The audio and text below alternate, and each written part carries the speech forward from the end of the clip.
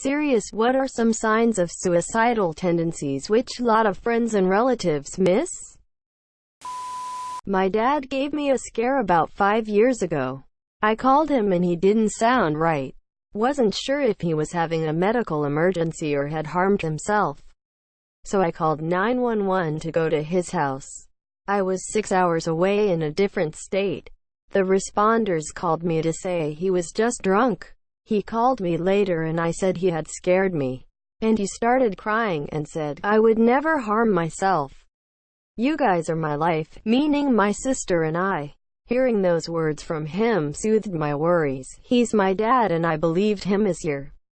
He took his life in July. The last time I saw him, he was the happiest he'd ever been. What I've learned from this is that these tendencies don't go away, even if the person gets help and seemingly recovers. I think the tendency may always be boiling under the surface as a fail-safe for them. Something to fall back on. I miss the biggest red flag of all, that he had thought of it before. I think it can recur and rear its ugly head again for theme this year. I've also learned that at that time, 5 years ago, he probably 100% meant what he said. He probably thought he would never do it. A sudden unnatural calmness following a particularly bad time. Social withdrawal, and giving away useful possessions, as opposed to sentimental ones, which is less rare. If a close friend contacts you for the first time in a few weeks and tries to give you a possession they use frequently, don't just take it. Spend some serious time with theme this year. Edit. Want to add something else? Trust your gut. If someone isn't suicidal but you act as though they are, there is little harm. And sometimes you will pick up signs at a subconscious level. Someone I was close to was suicidal and I got a vibe I couldn't explain that something was wrong. She's better now. Withdrawing from being social is the classic missable sign. Keep an eye out, especially if that person is usually happy and jokey. They could just be having a bad day. But better safe than sorry. Being extra impatient, quick to anger, rude, snappy can be a sign that they're pushing people away. So again, if this is out of character for someone, just push through the insults and make sure they know you're there for them. Edit. I'm not saying stop worrying after they seem to be improving. Depression and suicidal tendencies are a lifelong struggle. I'm merely pointing out 2 of the potential initial signs. Edit. Didn't expect this comment to get so much attention. I hope it helped at least one of the people that upvoted X. Everybody is different and it doesn't always show. If you're concerned, just ask. It shows you're serious and you care. Also, if you're not a trained psychologist, don't try to fix them or offer advice. Just listen to theme this year, be a supportive open ear and encourage them to get help. I know if someone is apologizing a lot and giving away their belongings, that is often a sign of them trying to create closure before they try something. If someone goes from being really obviously sad to really obviously content, pay attention. They have a plan and they are likely going to act on it soon. Ghosting everyone. Social isolation. I used to do this a lot when I was depressed and no one picked up on it. Isolation. If someone is showing signs of secluding themselves, staying at home, in their room, or in bed, it's usually not a good sign. A great way to help is to get them out. Usually they'll be against it, but it's way better for them than letting them be alone with their thoughts. Can't speak for everyone, but in my case, I don't know if there was anything they could have done. I pretended really well and acted like the responsible kid I was raised to be, but inside I was dying. It would really have come as a shock. If I had to guess though, it's that I acted out in school. Sometimes people might do that if they have tendencies. I don't know. Most people thought I was just difficult or it was part of the growing process.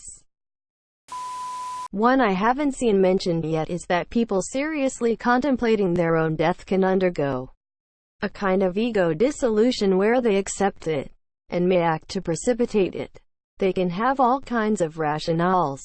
But what you might notice is that when things for them are manifestly not okay, they might have a serene expression and a soothing mantra they repeat. Something like, "It's okay," or "It doesn't matter." You might propose something ridiculous, something that might normally provoke an excited response, and instead they might shrug and just say, "Okay," before returning to a neutral expression. They won't be happy, but they will be very relaxed. For me, when I was trained in suicide prevention, they said sharp, abrupt mood, like one day they are sad and upset, but the next they are extremely happy. Plan has been made and likely follow through. If your depressed friend, family member very suddenly becomes happy, talkative, and willing to go out more, this could mean that they've planned their suicide, are emotionally relieved at the idea, and are trying to spend their last days seeing their loved ones. This is very nuanced because obviously some depressed people have good days and bad days. But if this comes up with a bunch of other red flags, be on high alert. Edit. I also want to add, a change could come like this after a friend starts antidepressants. A lot of antidepressants warn that there's a change of increased suicidal tendencies. But there's a sort of weird reason for that. Depression can often cause people to lose motivation, and even if they're suicidal, can lack the motivation to go through with it. Sometimes, after suicidal people start antidepressants, they gain their motivation back but still have the suicidal urges, which can lead to suicide attempts. If someone you know has been in a dark place for a while, and then one day is really cheerful seemingly out of nowhere, it may be a sign that they have decided to commit, and are finally at peace with themselves, knowing that the pain will be over soon. If they suddenly start giving away things that are super important to them, that could also be a sign that they're planning to commit. Some people who plan to commit give away things that are important to them so their friends and loved ones can have a part of them to latch onto after they're gone. Last thing, if they make an excessive amount of suicide jokes about themselves, it could be a sign that they're in a dark place. It's not always the case, but it's always a good idea to check in with them anyway, just to make sure they're alright mentally. Speaking personally, going through the workday on autopilot, they clearly seem distracted and distant, dissociating, not making eye contact or slurred, slow speech. This was my case before I impulsively tried to end my own life when I got home. I was already feeling almost resigned to it throughout the day, as though it was an errand I needed to run. Looking back, I needed help snapping out of my days, but didn't know who to ask, and how to ask, to do so. Loneliness and not enjoying activities they've always loved, even though you may be surrounded by hundreds of people every day. At school especially, you feel completely alone and forgotten. No one is safe when they're alone.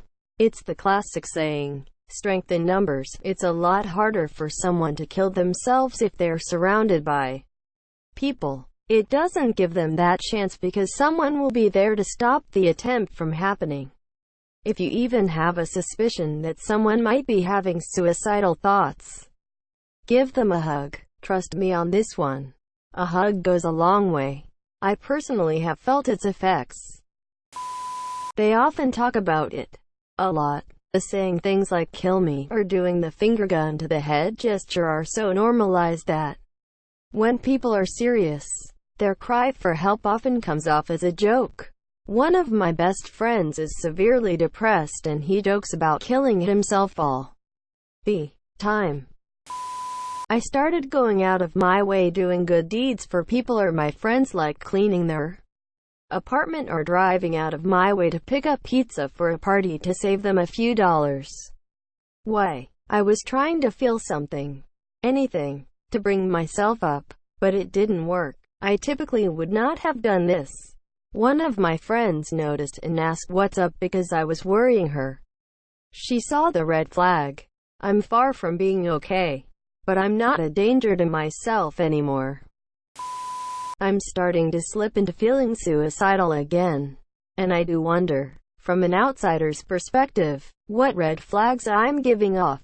I feel like I'm dissociating at work at the moment, just managing to do the bare minimum in terms of conversation and responding to stimuli. I feel like I'm half present. So I'd hope that they would at least pick up how absent and quiet I seem this year, but I'm new to the job. 2 months in. So they might just think this is how I am this year. Sudden recovery. If someone has been down for a long time and is suddenly upbeat. Major red flag. We tend to think it's good they're happy again. But brain chemistry doesn't change like flipping a light switch. Recovery from prolonged depression takes time and adjustment. So if someone appears to recover quickly, it's one of two things. 1. They have a suicide plan in place. Often being able to see a resolution, even death, is enough to lift an enormous weight off their shoulders. So it can present like happiness or contentment, but it really just means they're resolved to kill themselves. This is usually the case if the recovery is totally inexplicable. 2. Something big and recognizable has changed, steering their life towards something actually good. That could be a new baby, receiving a large sum of money, marriage proposal, new home, etc. Something major, something wonderful. On the surface it seems like this could be a great solution. And fortunately it often is. But it's also frequently a big adjustment for someone who is already stressed to their limits. Change is stressful and exhausting even when it's good. So a lot of change all at once can be overwhelming. Be sure to check in with people who are in such situations, and offer whatever help you can, within your own limits of course. Yeah, giving away things is a huge red flag. Asking people if they will take care of their pets, parents, kids, etc. if anything were to go wrong. Being super quiet, not laughing at jokes, not going out to dinner. Loss of that energetic feeling when around people, etc. Suddenly being haphazard with money. Sometimes being much more outspoken. These people feel that they have nothing to lose and all they want is out. I know the feeling well. Staying in bed all the time. My roommate in college thought it is weird, funny that I was always in bed. So much so that she sent me one of those faux retro cards that said, "I'm really good in bed. I can stay there all day." Funny, but I was just trying to survive until the next day and get relief from the pain, even if only for the few precious moments between sleep and wakefulness. Confusion. Lack of eye contact. Staring into space and losing track of conversations. Suicidal thoughts or buggers to switch off. Could be having the best time of your life and one word triggers the thoughts. I used to find myself being asked a question several times in a conversation, simply because I remembered how much I hated myself. Carelessness of homework or jobs which they see as laziness. Heavy sleep which also is seen as laziness. And lack of emotion. Not even sadness. Father thought I was lazy and apathetic to the point where he said I should feel bad for not helping others. Gee, thanks, Dad. I feel bad enough.